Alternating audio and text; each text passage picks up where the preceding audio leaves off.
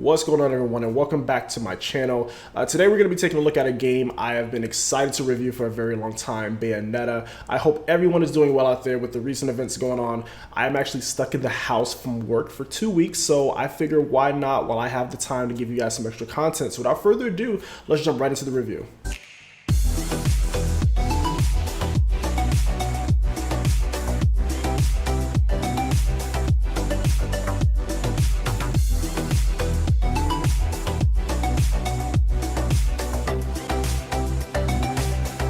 Okay, before we even start this review, there is no secret that I love Bayonetta, not only as a character, but as the series as a whole. I even commissioned an artist to create an emote based on the Bayonetta character for my Twitch channel. When Bayonetta was announced as DLC in the Smash 4 game, I immediately rushed to download her. Even though she was extremely broken at first, I still had fun kicking Mario's ass with the baddest Umbra witch in the world. Bayonetta is definitely one of the best characters ever. I love her confidence, her sense of humor, and just her style in general, so I am more than excited to review her debut title. Bayonetta was developed by Team Little Angels, a team within Platinum Games and published by Sega. Before this title, I wasn't really familiar with Platinum Games. Looking at the list of games they developed, the only games that they developed before this were Mad World for the Nintendo Wii and Infinite Space for the DS. I always remember being kind of curious about Mad World, so if any of you guys played it, let me know if it's worth a look. So Bayonetta is a fast-paced action game. Think God of War, or even closer to Devil May Cry. You spend the majority of the time hacking and slashing your way through this fictional town in Europe in Paradiso, which is heaven in this game. Before we get too deep into the gameplay, let's gloss over the story. So I'll say this right now, I am not a huge fan of Bayonetta 1's story. I find myself just skipping many of the cutscenes and not really being that invested in this story.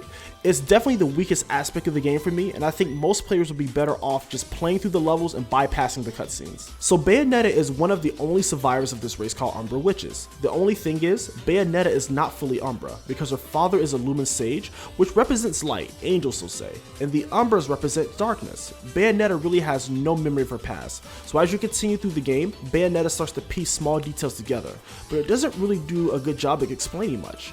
Along the way, you hear about this treasure called the Eye of the World, which is a balance between light and dark. So now Bayonetta is on the quest to find the red side, which represents darkness. Like I said, I'm not really invested in the story. It just isn't coherent, and honestly, I found it a little confusing.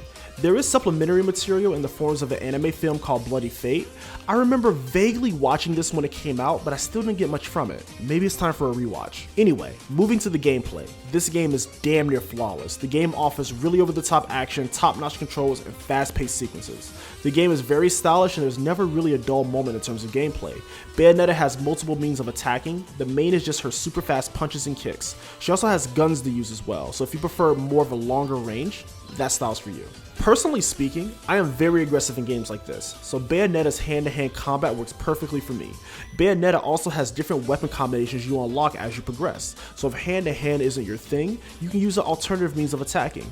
I personally really love using the katana. You unlock this pretty early in the game, and honestly, there's really no reason to switch from it. You can also alternate your weapons by pressing the trigger button.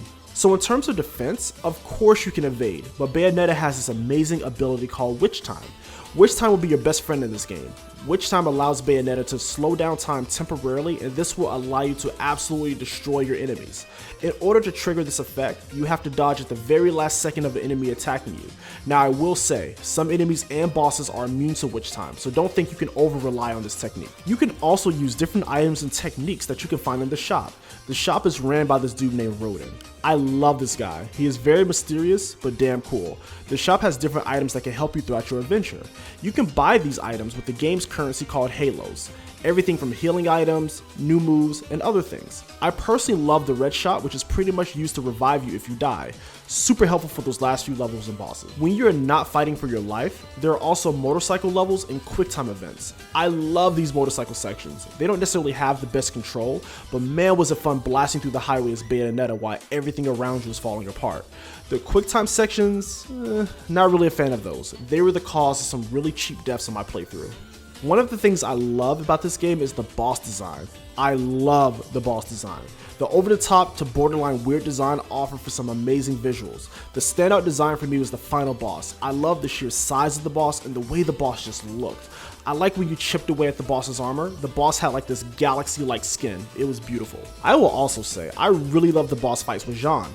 She is another Umbra witch. I love her design and she's just as strong and agile as Bayonetta, which makes for some awesome boss fights. I love the fight on top of the building. That is definitely a standout fight for me.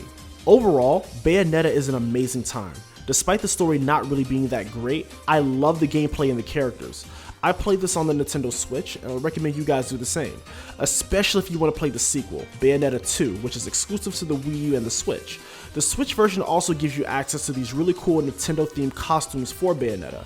I really love the Link and the Samus costumes. Something about seeing Bayonetta in Samus's armor with a katana was super badass to me. Also, what's a really cool touch, when you defeat an enemy in these costumes, instead of them dropping halos, they drop rupees and coins representing each series. Super cool. I will also say, the soundtrack is fantastic. Go take a listen to this on YouTube or show support by purchasing it on iTunes or streaming on Spotify. Alright guys, as always, I want to thank each and every one of you for taking some time out to view my video. Don't forget to leave your feedback down below or join me on my Discord or even join me live on Twitch. And let me know what you think about my videos, let me know what I can improve on, all that fun stuff. And just don't forget to give this video a like, thumbs up, and if you like the content, don't forget to subscribe. Alright guys, I am out, more content on the way, and thank you guys for tuning in. Peace.